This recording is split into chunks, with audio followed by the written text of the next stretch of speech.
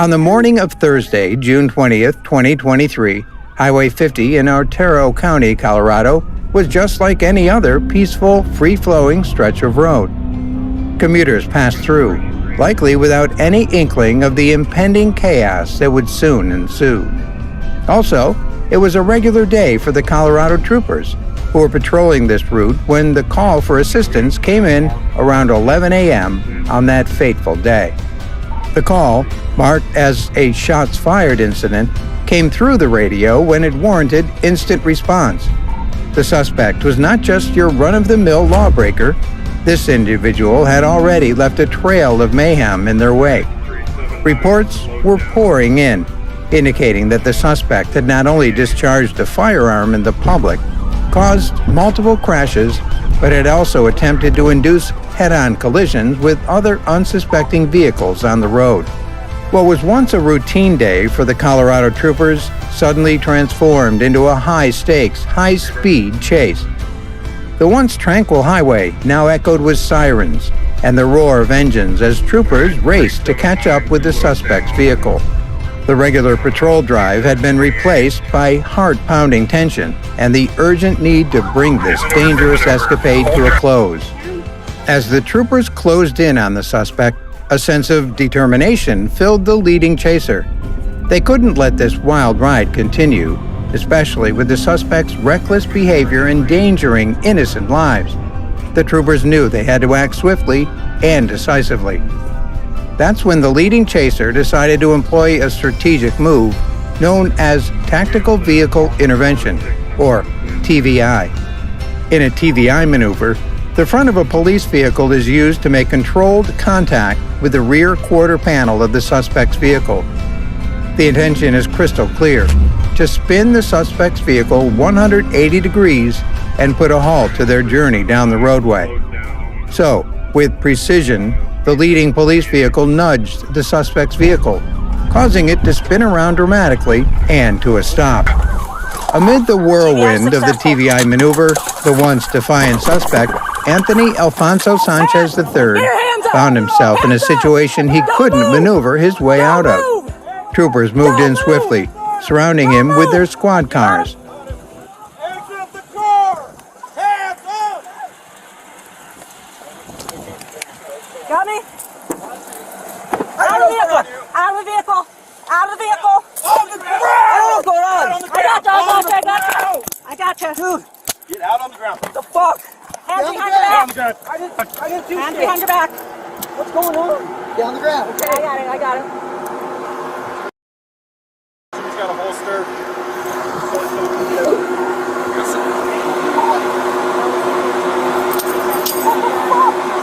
With their weapons drawn and voices stern, they accosted Sanchez, quickly placing him under arrest. Handcuffed and apprehended, Sanchez was led away from the chaos he had created. But even in that moment, as he was being removed from his vehicle and escorted into another police patrol vehicle, he seemed to maintain a facade of innocence.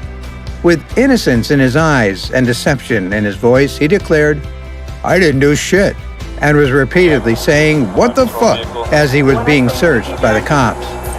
He even tried to explain that he had been shot at and didn't know what was going on. One could have sworn this was just a scared man. It was a surreal scene, a stark contrast to the chaos that had just unfolded on the highway. Maybe this seemingly harmless individual had been caught in the eye of the storm, and his words only added another layer of intrigue to this unfolding saga. With Sanchez now securely placed in the police vehicle a few meters away from where he was stopped, the troopers turned their attention to his abandoned car. They were determined to get to the bottom of the shots fired call and had set this entire chain of events into motion. As they searched his vehicle, the troopers eventually made an anticipated discovery.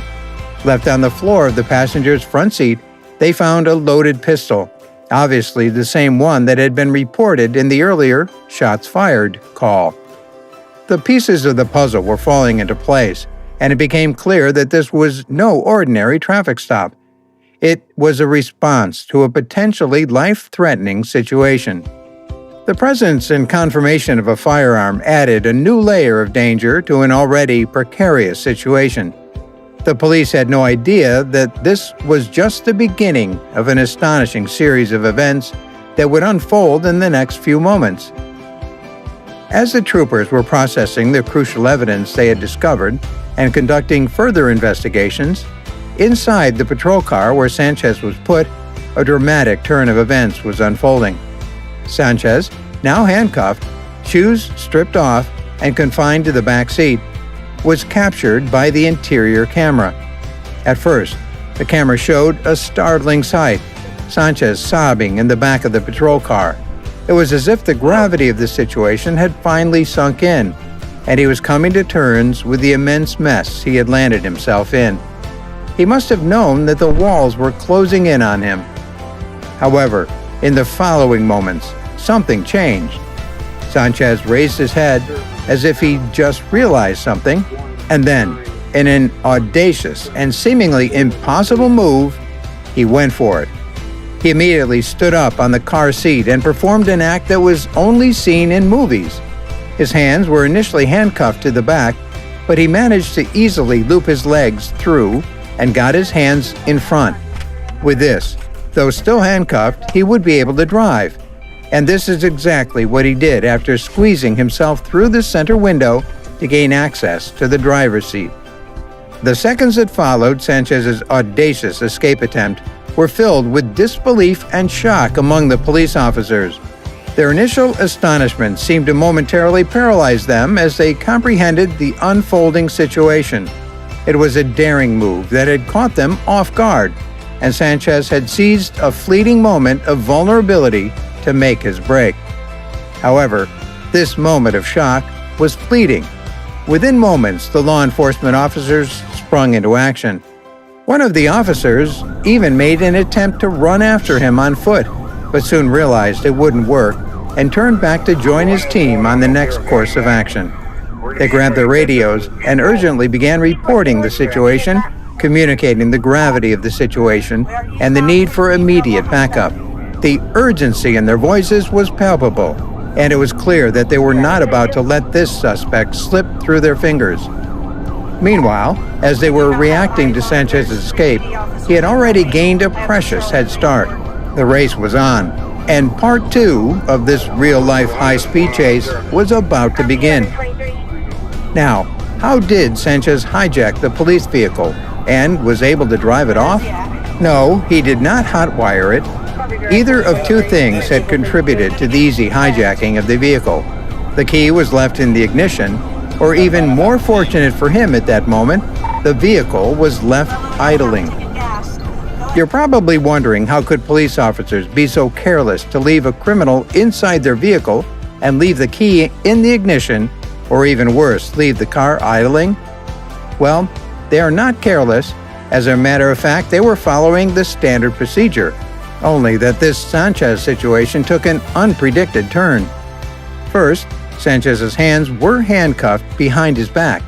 Handcuffing suspects behind their back is a common law enforcement practice aimed at maximizing safety and control by limiting a suspect's hand mobility, preventing escape, and adhering to the standardized procedures taught during police training to ensure consistency in restraint application. Additionally, it's a very rare occasion for someone to have the capability of independently reversing the cuffing position from behind to front position like Sanchez did. Secondly, police officers leave the key in the ignition or leave their police vehicles idling when not in the car for a multitude of practical reasons. This practice is about ensuring rapid response capabilities, particularly in emergency situations where every second counts. This practice allows officers to swiftly access their vehicles and respond to urgent calls, avoiding the time it takes to start the vehicle. In addition to expediency, it enables officers to keep essential equipment and communication systems operational. Police vehicles are equipped with critical technology, computers, and communication devices that need to stay powered to access important data and maintain communication with dispatch. This practice is, therefore, a strategic way to uphold the readiness and efficiency of law enforcement in the field. And lastly, the center window that Sanchez squeezed himself through is not supposed to be possible for a full-grown adult to squeeze through. But all of these measures couldn't stop Sanchez because of his flexibility. Okay, let's get back to the real story before we get pulled in too deep into the technicalities of Sanchez's escape. And just like that, the second part of this high-speed chase kicked off. What followed was a relentless pursuit that would keep hearts pounding for the next 21 minutes, a chase that would cover an astonishing distance of 37 miles. In this intense stretch of time, a whirlwind of events played out.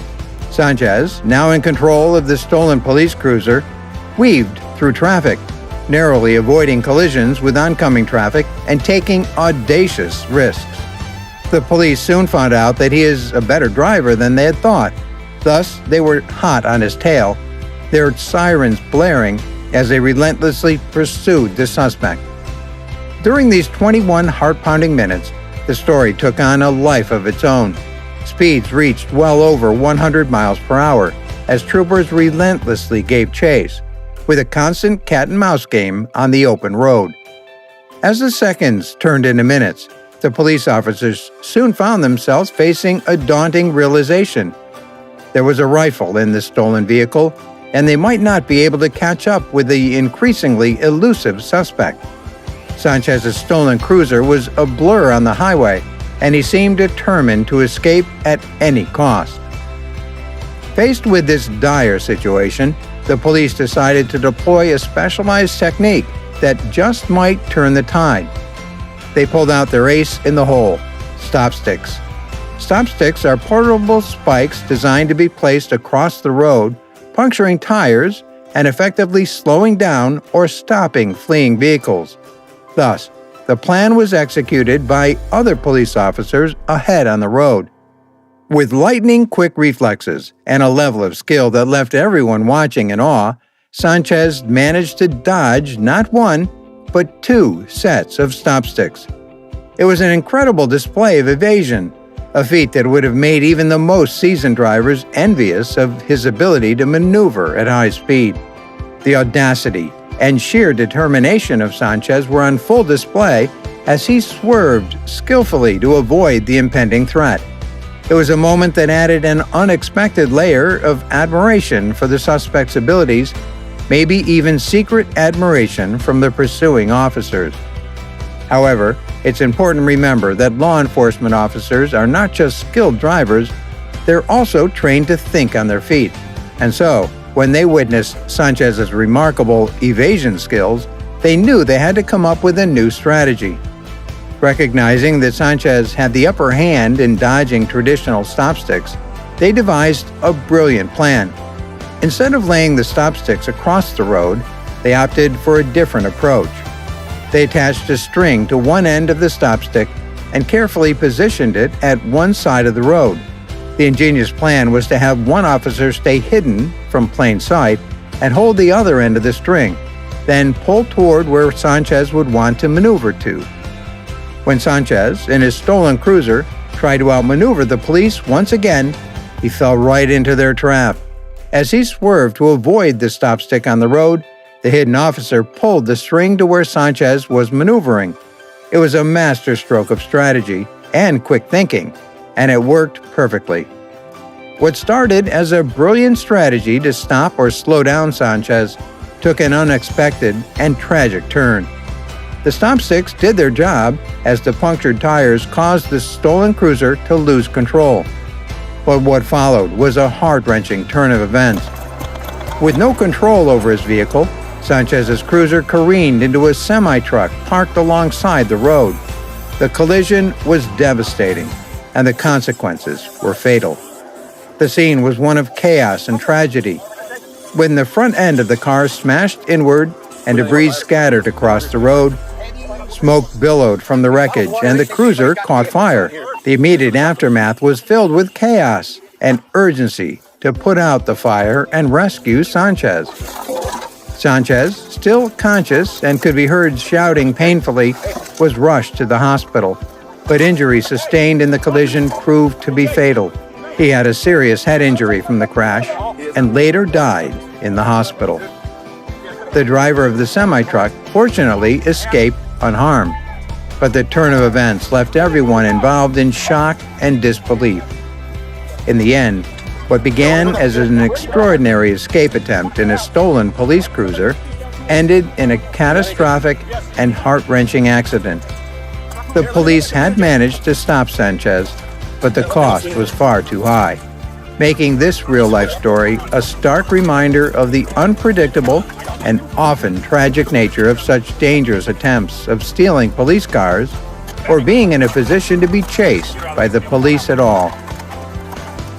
As we draw this incredible, albeit tragic, real-life story to a close, we'd like to extend our heartfelt thanks to you, our viewers, for joining us on this captivating journey.